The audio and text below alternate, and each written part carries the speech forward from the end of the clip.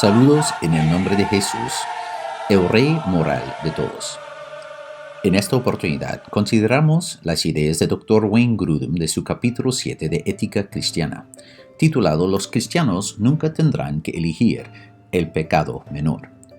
Lo que está en cuestión aquí es aquel caso cuando un cristiano se siente presionado para pecar en una forma menor para evitar pecar en una forma mayor.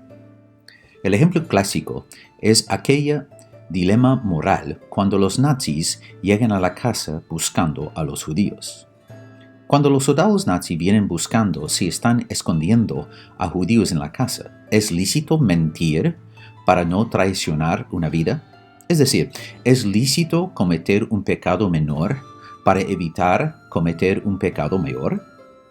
Algunos llaman este conflicto una opción moral trágico. Trágico porque uno tiene que pecar. Ellos proponen que uno no es culpable de haber quebrantado un mandamiento menor de Dios para guardar uno mayor.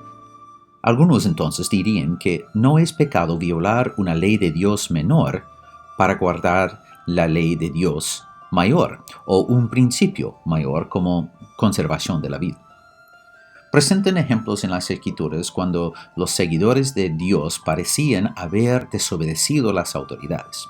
También presentan otros ejemplos de cómo es que alguien parece haber hecho mal, pero le salió bien. ¿Pero Dios quiere que guardemos todos sus mandamientos? ¿O solo escojamos entre los más importantes? Aquellos que proponen que existen casos de una opción moral trágica, luego proponen que uno puede elegir cuáles mandamientos mayores que deben de obedecer. El ejemplo clásico sería de Romanos 13:1, donde Dios dice: «Sométase toda persona a las autoridades superiores, porque no hay autoridad sino de parte de Dios, y las que hay por Dios han sido establecidas». Ahora nota, Pablo no dice que los creyentes tienen que obedecer cada mandato abusivo de la autoridad, sino que tiene que ser, en general, sujeto a ellos. Esto incluiría ser sujeto a su castigo por no haber obedecido un mandato abusivo. La Biblia presenta entonces ejemplos de aquellos que desobedecían el gobierno civil y todavía disfrutaron la bendición de Dios. ¿Qué está pasando aquí? Por ejemplo, las parteras de Israel desobedecieron a Faraón, quien les mandó matar a los bebés varones hebreos. Ellos dijeron: «Pero vienen muy pronto». Segundo ejemplo, Sadrach, Mesach y Abednego rehusaron arrodillarse ante la imagen de oro de Nabucodonosor. Tercero, Daniel desobedeció la orden de no orar a nadie, sino solo al rey. Y cuarto, los apóstoles desobedecieron al Sanedrín cuando eran mandados a no predicar en el nombre de Jesús.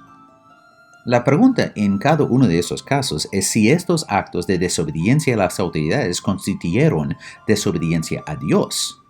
Cuando Dios autoriza una autoridad, ¿puede esta autoridad exigir que otros pequen? Ser sujeto a las autoridades significa obedecer cada mandato humano, incluso los que violan la ley de Dios o los que nos hacen pecar. ¿Es posible ser sujeto en espíritu y a la vez desobedecer un mandato? Aquellos que proponen que existen casos de una opción moral trágico tratan de comprobar su tesis empleando múltiples escrituras. En el caso de las parteras, ellas habían mentido a Faraón hablando de que las mujeres prontamente dan luz a sus bebés. En el caso de los 3 amigos de Israel, ellos habían desobedecido directamente el orden y Jesús los acompañó en el fuego. En el caso de Daniel, él rehusó obedecer el mandato a no orar y siguió orando con las ventanas abiertas con frente hacia Jerusalén. ¿Qué está pasando aquí? ¿Están desobedeciendo lo que Dios quiso que hagan? ¿O están obedeciendo lo que Dios quiere y sufriendo las consecuencias? ¿Es lícito decir no voy a obedecer, pero sí estoy presto a sufrir las consecuencias? ¿Jesús habría desobedecido a sus padres en Lucas capítulo 2? Ciertamente no pecó o no podría ser nuestro Salvador. Lucas 2 dice: «Iban sus padres todos los años a Jerusalén en la fiesta de la Pascua. Y cuando tuvo 12 años, subieron a Jerusalén conforme a la costumbre de la fiesta. Al regresar ellos, acababa la fiesta, se quedó el niño Jesús en Jerusalén, sin que lo supiesen José y su madre. Y pensando que estaba entre la compañía, anduvieron camino de un día y le buscaban entre los parientes y los conocidos, pero como no le hallaron, volvieron a Jerusalén buscándole. Y aconteció que 3 días después le hallaron en el templo sentado en medio de los doctores de la ley, oyéndoles y preguntándoles. Y todos los que le oían se maravillaban de su inteligencia y de sus respuestas. Cuando le vieron, se sorprendieron. Y le dijo su madre: Hijo, ¿por qué nos has hecho así? He aquí, tu padre y yo te hemos buscado con angustia. Entonces él les dijo: ¿Por qué me buscabais? ¿No sabíais que en los negocios de mi padre me es necesario estar? A su madre, cuando ella estaba pecando, acusando a Jesús de maldad, Jesús dice: ¿Por qué has hecho esto? Además, mi Padre genuina, mi Padre celestial, tiene negocio que yo tengo que cumplir. Ahora, ¿Jesús estaba desobedeciendo a sus padres o era más bien sus padres que habían hecho algo mal? ¿Jesús pecó en este caso?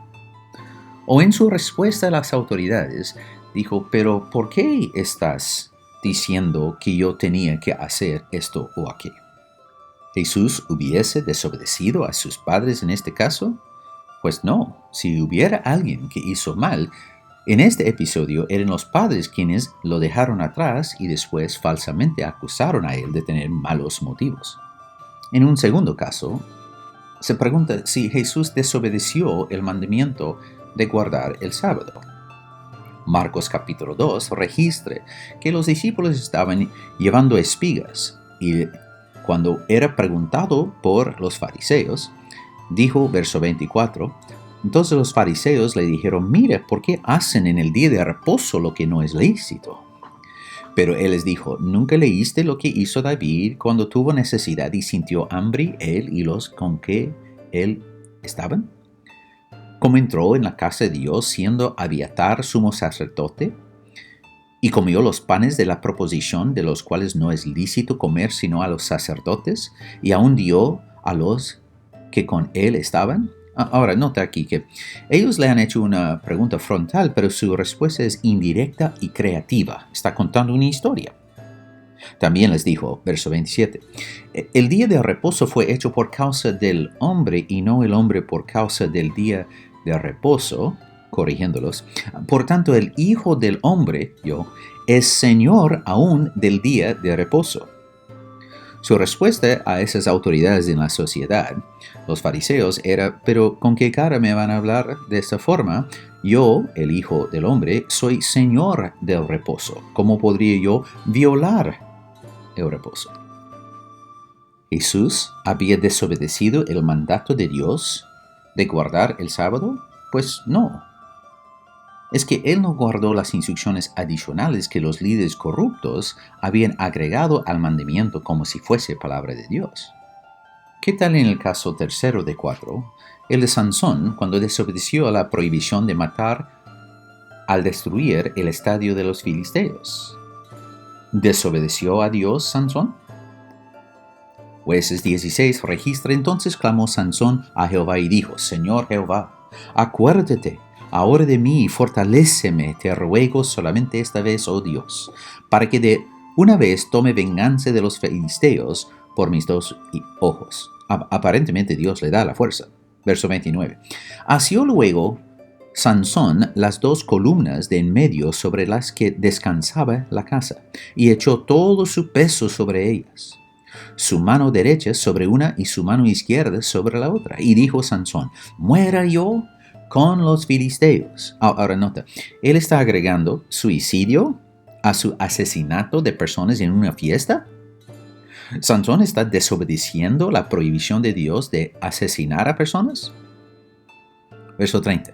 Y dijo Sansón: muera yo con los filisteos. Entonces se inclinó con toda su fuerza y cayó la casa sobre los principales y sobre todo el pueblo que estaba en ella. Y los que mató al morir fueron muchos más que los que había matado durante su vida. Sansón había desobedecido a Dios, había desobedecido la prohibición de matar al destruir el estadio de los filisteos. Pues no, nunca hubo una prohibición de un acto heroico de arriesgarse o vencer a los enemigos de Israel que buscaban su destrucción. Habría algunas otras ocasiones en que un acto de guerra es justificado. Y este acto de guerra era justificado delante de Dios, más bien Dios le dio la fuerza para tumbar los pilares. En el cuarto caso, Abraham se presenta delante de Dios y Dios dice que tiene que sacrificar a su hijo Isaac. Pero Dios había puesto a Abraham en uno de esos casos morales trágicos en que tenía que desobedecer un cierto orden para obedecer a otro. ¿No sería desobedecer la prohibición de matar que Abraham llevase el cuchillo al pecho de su hijo? ¿Le puso a Abraham Dios en posición de desobedecer la prohibición de matar? Pues no. Dios tiene el derecho de ejecutar a cualquier pecador en cualquier momento, en cualquier medio que quiere.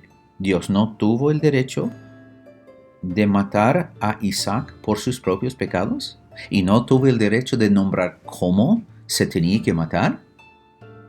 Dios tiene derecho de autorizar a otros humanos para aplicar el castigo de la pena de muerte. Y aunque a uno no le gusta, Dios no tiene este derecho. Y Dios ejercitó su derecho con Abraham diciendo, vamos a sacrificar a su hijo. En cada uno de estos casos de supuestos opciones morales trágicos, hubo información adicional que cambiaba la naturaleza del dilema a no forzar la mano del creyente a pecar. Dios nunca nos va a pedir que pequemos en forma menor para que no pequemos en forma mayor. ¿Y por qué? Pues a Dios le importa cada uno de sus mandatos. Cada mandato de Dios es de guardar algo que representa su esencia. Sus mandatos representan su imagen, su gloriosa persona, cada uno de ellos. Y Dios no tiene prioridad entre sus mandatos para decir, es importante que obedezcas estos, pero no es importante o no es tan importante que obedezcas los otros. Dios envía a un pecador al infierno por el menor de los pecados, porque cada pecado es un atento contra el trono de Dios, es un rechazo de su autoridad, es un rehúso de obedecerle. Cada pecado, sea tan pequeño que nos parezca, es un atento contra la gloria, honor y persona de Dios. Dios no tiene mandamientos favoritos. Pero nosotros solemos justificar algunas desobediencias como, pero es asunto menor. Puede ser que hay algunos pecados en que no vamos a pagar un precio muy alto en esta vida, pero eso no quiere decir que no sea suficiente para condenar nuestra alma a una eternidad separada de Dios. La tesis de señor Grudem sigue con esta idea. Debemos de guardar todos los mandamientos de Dios. Lucas 1 dice de Zacarías y Elizabeth que eran justos delante de Dios y andaban irreprensibles en todos los mandamientos y ordenanzas del Señor. Este hombre y su mujer eran personas muy justas. Nos hace recordar del ejemplo de Job, quien no tuvo ni una tilde de las escrituras en su mano, pero era un hombre justo, tan justo que Dios se jactaba frente a Satanás y los demonios de su justicia. Algunas personas sí han logrado a vivir una vida que agrada a Dios en todo sentido, obedeciendo todos los mandamientos de los cuales eran conscientes. Salmo 119 dice, no sería yo avergonzado cuando atendiese a todos tus mandamientos. Más tarde dice, guíame por la senda de tus mandamientos. No es que yo voy a elegir entre tus mandamientos, pero guíame por la senda de todos tus mandamientos, porque en tu ley tengo mi voluntad. Salmo 1 dice, bienaventurado el varón que no anduvo en consejo de malos, ni estuvo en camino de pecadores, ni en silla de escarnecedores se ha sentado, sino que en la ley de Jehová está su delicia, y en su ley medita de día y de noche. Salmo 19 dice, la ley de Jehová es perfecta. No es que hay algunas partes de la ley que son más perfectas y algunas partes que son totalmente ignorables. No, la ley de Jehová es perfecta, que convierte el alma. El testimonio de Jehová es fiel, que hace sabio hasta al sencillo. Los mandamientos de Jehová son rectos. Algunos son más rectos que otros. Algunos deben ser valorados más que otros. Los mandamientos de Jehová son rectos, que alegran el corazón. El precepto de Jehová es puro, que alumbre los ojos. Los juicios de Jehová son verdad, todos justos. Deseables son más que el oro, y más que mucho oro afinado, y dulces más que miel, y que la que destile del panal. Tu siervo es además amonestado con ellos. En guardarlos hay grande galardón. Los creyentes buscarían en vano ver una distinción entre el valor de un mandamiento sobre otro mandamiento. Cualquier caso en que aparentemente alguien desobedeció un orden de Dios para obedecer otro orden, se puede explicar mirando bien el contexto. Muchas defensas de una opción moral trágica entonces sufren de buen exégesis de las Escrituras y no tienen base después. Santiago 2, verso 10 dice, cualquiera que guarde toda la ley, pero ofendiere en un punto, se hace culpable de todos. Dios nos hace culpable de toda su ley, incluso las partes grandes, cuando violamos una parte pequeña de la ley. Dios no tiene mandamientos favoritos. Nosotros podríamos tener mandamientos favoritos y podríamos tener mandamientos que queremos evitar a todo costo porque el costo es muy alto. Pero esto no quiere decir que podemos nosotros darnos el lujo de elegir entre los mandamientos de Dios. En la ética cristiana, Dios no solo se presenta como el Señor de todos, que le conozcan o no es Señor, sino que cada palabra que sale de su boca representa su carácter. Así que toda su ley juzga a toda persona. Además, debemos de huir de la tentación de cometer infracciones éticas. Debemos de huir de cualquier tentación, pues Dios siempre provee un escape. 1 Corintios capítulo 6, verso 18 dice, huid de la fornicación. Capítulo 10, 14 dice, huid de la idolatría. Este cuadro de huir del pecado es muy común en las Escrituras. También en Timoteo, Pablo dice, oh hombre de Dios, huye de estas cosas y sigue la justicia. Escucha el ritmo. Huye de, síguela. Luego en 2 Timoteo capítulo 2 dice, huye también de las pasiones juveniles y sigue la justicia, la fe, el amor y la paz. En ambas listas aquí, sea la justicia, la piedad, la fe, el amor, la paz, la paciencia o la mansedumbre, hay alguna virtud que uno debe de seguir en su corazón. En un mundo lleno de envidias y pleitos, blasfemias, malas sospechas, disputas necias, la piedad es desvalorada. Así que hay que huir de estas cosas y seguir otra cosa. ¿Cómo lo seguimos? Bueno, en manera artística y práctica, pero nosotros conscientemente huyemos en dos pasos. Huyemos de la tentación de cometer una brecha ética pequeña para seguir una virtud mayor. Cada oportunidad de cometer una brecha de ética es una gran oportunidad para desarrollar las cualidades de Jesús en nuestra vida. 1 Corintios capítulo 10, 13 dice, nos ha sobrevenido ninguna tentación que no sea humana. Cada tentación que tenemos es clásico para los humanos, pero fiel es Dios, a ver su fidelidad, que no os dejará ser tentados más de lo que podáis, resistir. Esa es la promesa de Dios. Nunca vamos a sufrir una tentación que, pero la situación era muy grande y para no cometer un pecado muy grande, yo no vi otra salida. Yo tuve que hacer un pecado pequeño. Así que me di el lujo, pero Dios dice, en cada oportunidad, yo no voy a dejar que ustedes no tengan la capacidad para resistir la tentación. Sea una tentación de evitar un pecado grande por cometer un pecado pequeño o cualquier otra tentación. En el caso de toda tentación, Dios no va a dejar que nosotros seamos tentados más allá del poder que nos ha provisto. Decir, pero Dios no me dio la fuerza para resistir, así que tuve que elegir un pecado menor para evitar un pecado mayor. Es decir, que Dios no guarda su palabra, promete proveer el poder para resistir, pero no me proveyó a mí. Yo me vi la mano forzada, tuve que hacerlo. Eso es echar culpa en Dios por no haber hecho lo que Él dice que hace. Él dice proveer la fuerza necesaria para resistir, suficiente poder. Quien elige hacer un pecado de todas maneras está acusando a Dios de no proveer. Además, el verso dice, sino que Él dará también juntamente con la tentación la salida para que podáis soportar. La segunda cara de esta moneda es no solo que Dios va a proveer la fuerza, sino que Dios va a proveer la salida. Uno va a tener una salida, pero Dios no me proveyó una salida que yo pude ver. Bueno, a veces no estamos prestando atención para ver la salida y no tenemos el corazón de fe para recibir la salida.